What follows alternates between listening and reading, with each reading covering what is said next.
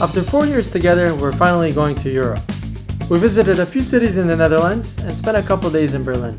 First, we flew out to Amsterdam, where we spent the day cycling through the city with our Dutch friends Martijn and Linda. The following day, we flew out to Berlin, where my cousin Timur lives. Timur was our personal tour guide for the few days. He showed us both the history and the liveliness of Berlin. We then flew back to Amsterdam, where we stayed with our Dutch friends again. This time around, we explored more cities like Den Bosch, Utrecht and Alkmaar, visited probably the most beautiful flower garden in the world in Keukenhof, and stopped by the iconic Dutch tulip fields. Vicky, you wanna go to Amsterdam? You wanna go to Amsterdam? I'm getting ready. Just doing my nighttime skincare routine. Nice. So I think he wants to come to Amsterdam with us. You can put him in, see if they'll Ricky! take him. After packing everything and making sure we had our passports, my brother drove us to the airport.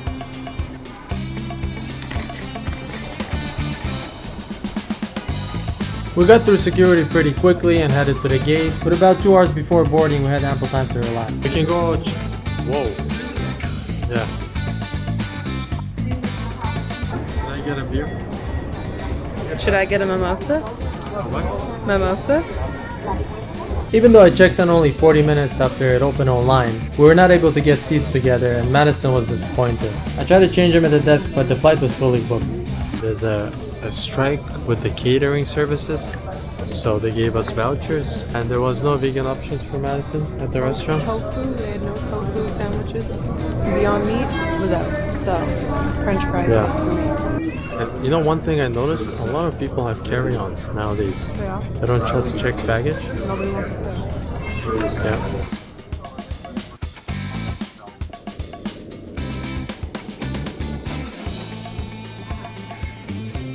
We were greeted at the Schiphol airport by our Dutch friends Martijn and Linda, who live in Amsterdam. This is outside Amsterdam, right? There was a cloudy sun. Yeah. Correct me if I'm wrong, like this red material is like different than sidewalk, Yeah, right? it's for bicycle. For bicycle. I love the Netherlands and you love Canada. We can change. I'd say the only thing in the Netherlands is it's not colder than Canada, but you have more cloudy weather, right? Yeah. In Toronto, for example, and Calgary, we get a lot of sun. Vancouver is very cloudy too. Yeah, very close up at England. Yeah. England has 70%. Oh man, I would not be able to live there. We drove back to Martijn and Linda's apartment and had a wonderful breakfast before exploring the city. Let's go to downtown. We're going on bicycles now to downtown Amsterdam. Yes. That takes about 20 minutes, right? Maximum 30 minutes. Yeah? Yeah. 30 minutes, okay, perfect. Martin, tell us what you're doing. Take the bicycle. is this The the tires? Is this a garage where usually like a box.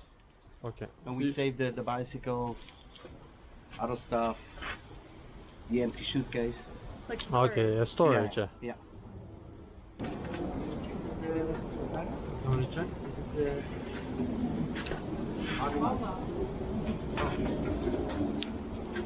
You haven't used this bike in a while, or? This one I use it to my work. It's a nice ride to work. A lot of people in Amsterdam, they use the... Yeah. Hey! They're very comfortable. They look very comfortable. They look. Good bikes. These are portable, so For sure. These are also you good. can put them in the car, right? And take them Yeah. to the city. We Yeah. went to Paris with these ones. What? We put them in the car and then we parked the car and then we went to Paris. Amazing. Wow. Paris is also there. I know that they're developing more, right? They have Very a lot good. of lanes Lanes, for yeah. the bikes. This was not my first time cycling in the Netherlands, but I was really excited again, for myself and especially for Madison, to experience the incredible infrastructure the Dutch people have built for themselves. And to be honest, this was the #1 thing I was looking forward to on this trip. Martijn gave us the 2 bigger bikes they usually cycle with, while they used the smaller portable ones. Let's go. Do you have a, you know how in Toronto, like a bike share? Or people here just have their own bicycles? Everybody has their own Just- bicycle. just but their own, they yeah. have like swap bikes. Swap? They call it swap bikes. You can rent a bike, and then if you have like a flat tire, you can call and they come. So Okay. it's like a service here. We were really excited to get on the bikes and pedal towards the city center. The distance was about 7 kilometers and it was fully connected by a seamless network of bike lanes. It's about 25 minutes, right? Yes. I love it. Like when you go to work in the morning, 20 minutes? Yeah. Don't you feel good? Like after you come to work? Or do you prefer driving? No, by bike. Thank you, Martijn. You're welcome, my brother. It felt incredibly liberating to navigate from point A to B on a bike. No wonder the Dutch people are so fit. Roundabout with bike lanes.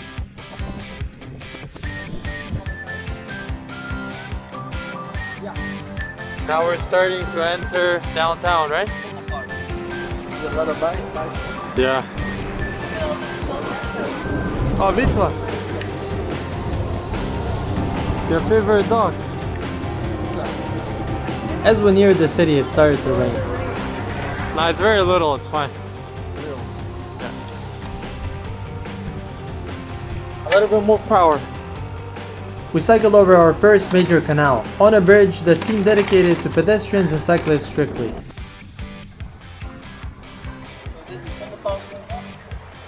Parents transporting their kids on a bicycle was a regular sight. It's like a small central park. That's beautiful, yeah.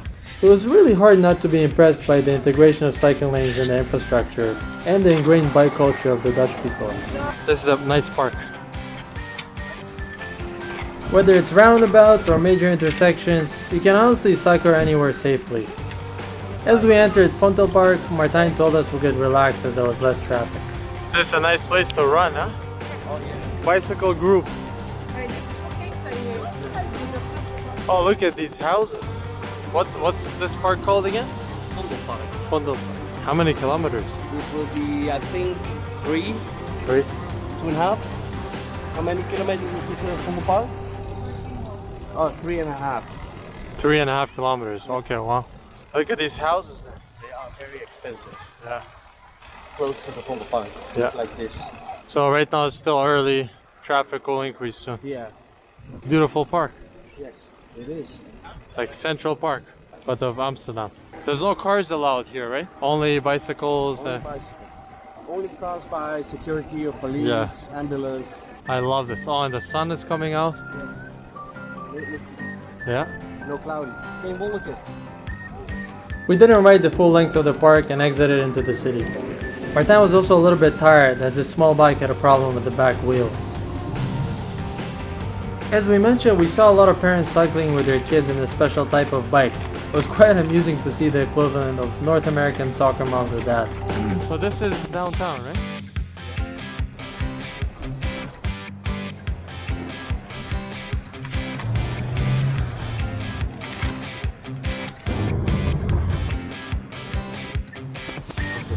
Are we close? Trams Yeah. are customer. I have 4-5 times in a year. I have an order to manufacture the brakes, the tram. It's also so beautiful how they separate the tram. Why is the taxi car, why is it going behind the tram? Taxi line. Because he's driving here, Yeah. too busy. Okay. And there's a lot of money for waiting. So you're spending time for nothing. We made a brief stop, and Linda pointed out to us a building with a lot of history. You really have to have like one whole day go to other areas. We didn't have time to visit the museum, but we'll be back here after Berlin.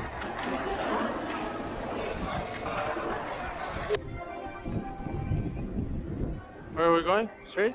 An expected difference between us and Martijn and Linda was their sharp awareness of cycling traffic and rules. On several occasions they had to guide us when to stop or go, as we were still getting the hang of it.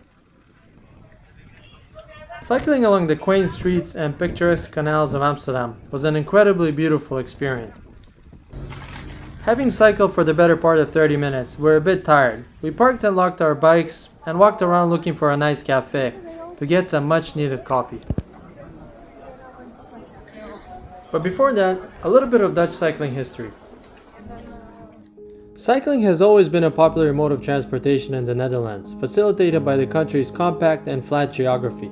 But during the 1960s, as post-war economies rebounded and boomed, an increasing number of people could afford cars. Urban policymakers in the Netherlands came to view the car as the future, and entire neighborhoods in Amsterdam were destroyed to make way for roads and freeways. The bicycle was bound to disappear altogether as a viable mode of transport, but the growing number of cars took its toll, leading to congestion and choking the city streets with traffic. The number of traffic casualties rose to a peak of 3,300 deaths in 1971, with the most alarming, the number of children dying due to accidents while cycling. People took out to the streets to protest and demonstrate, with the most memorable group being Stop the Kindermoord, Stop the Child Murder. 2 years after Stop the Kindermoord was established, the first only real Dutch cyclist union was founded, which organized bike rides as demonstrations along big stretches of dangerous road. The faith in the car was also shaken by the 1973 oil crisis, when an embargo was placed on the US, Canada, and the Netherlands among other countries, and caused a major fuel shortage. As a result, the government encouraged its citizens to adopt a new lifestyle, and even proclaimed car-free Sundays, during which people took out to the streets to ride their bicycles freely. Gradually, politicians and urban planners started to shift their policies, and in the 1980s, Dutch towns and cities began introducing measures to make their streets safer for pedestrians and cyclists. The city of Delft was the first to design and construct an extensive network of cycling paths, which encouraged more people to use bicycles for their daily needs. Today, 38% of trips in Amsterdam are completed on a bicycle. Compare that to our home city of Toronto, where as of 2023, cycling commuters as a percentage increased to 2.7%. While this figure is a far cry, the overall trend is a promising one, with more bike lanes being built and more people cycling. It took the Netherlands decades to build their cycling haven, and we're hopeful that cities in North America can learn from the Dutch and make strides to encourage more people to choose bikes over cars, transforming our cities into safer and more pleasant places to be. Is the Starbucks. I didn't come to Amsterdam to drink Starbucks. Every day. Anywhere and everywhere. It's like the Times Square of Amsterdam. That's crazy. Yeah. We sat down at a restaurant and talked over some coffee.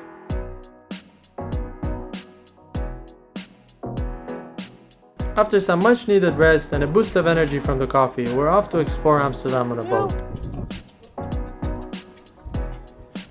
Dutch cat, orange, you know?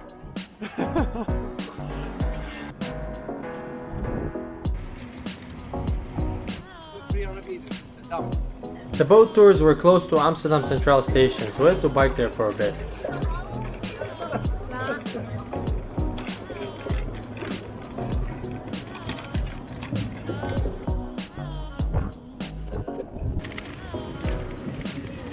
We parked and locked the bicycles at a dedicated spot. Purchased the boat tickets and hopped on the boat for the hour-long tour.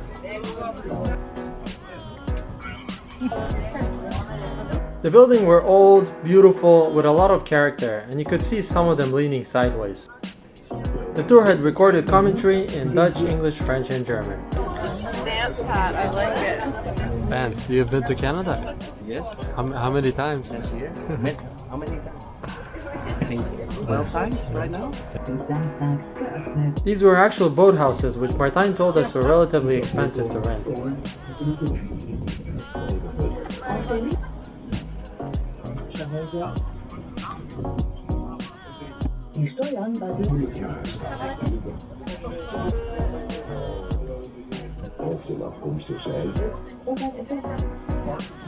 At this point I was really feeling the jet lag, having dozed off a couple times.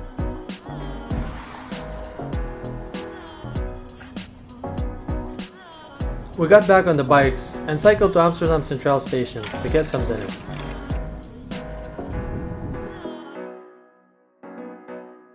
We parked our bicycle at this stunning underground and underwater bike parking station.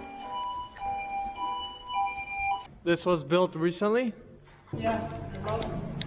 Look at that. This is amazing. Yeah. Okay, Martin, show us how it works.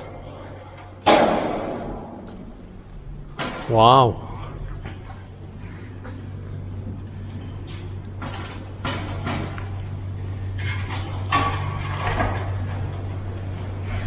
Yeah? And then you just bring it up? Damn. Dutch engineering. Yeah.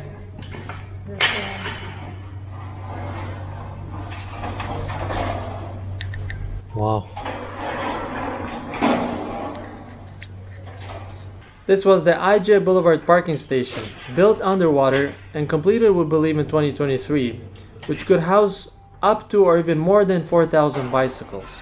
Just incredible Dutch engineering.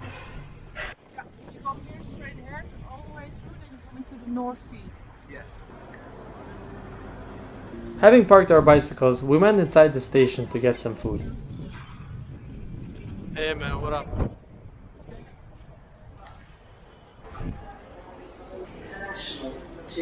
One ridiculous thing about Europe is the situation with washrooms. You have to pay. We're eating at this place and it has no washroom, so you have to go to the public ones and pay 70 cents. One thing that North America beats Europe in. After dinner we headed home. It was rainy and very windy. With jet lag kicking in and a full day of activities, we were utterly exhausted and couldn't wait to get home. Nevertheless, this was an incredible day. We explored the city by bicycle and cruised the beautiful canals, and we couldn't be more grateful to Martijn and Linda for being amazing guides and the best hosts ever. Yeah. It took us about 30 minutes to get home. That's it. Trip is over. No, Saturday in Berlin, in Amsterdam. Now we go home.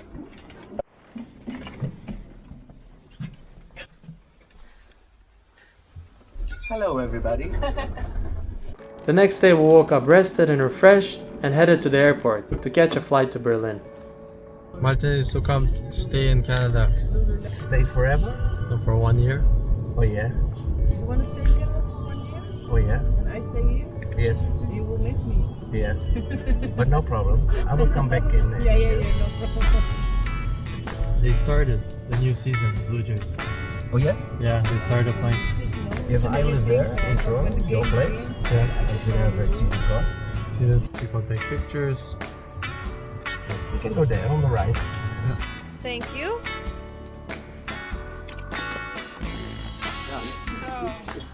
We'll see you again Good soon. trip. Thank you. Have a nice time together. Yeah. Did she give you the bottle with water? Just go move. I have the water, yes.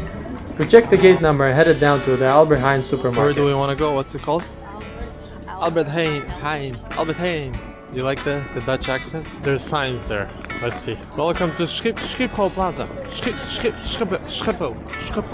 Albert Heijn supermarket. So apparently it's cheaper to get stuff here and you can get it through security and then enjoy it on the other side because everything on the other side is more expensive. So Martin told us, no, I just go and get some sushi, see if there's like vegan ones.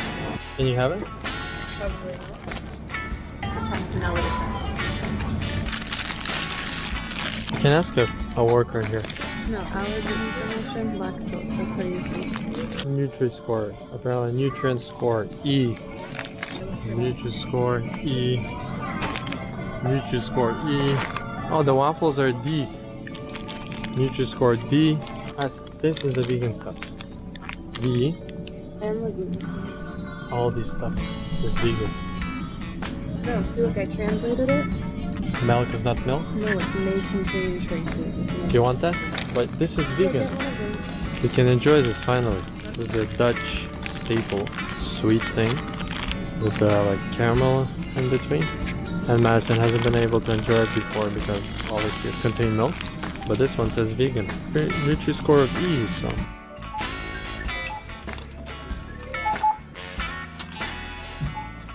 Short receipt, that's the option. Full receipt or short receipt? That's a barcode. Save paper. I guess there is. So this was it for the first part of our Europe trip. Now we're headed to Berlin. Thank you so much for watching.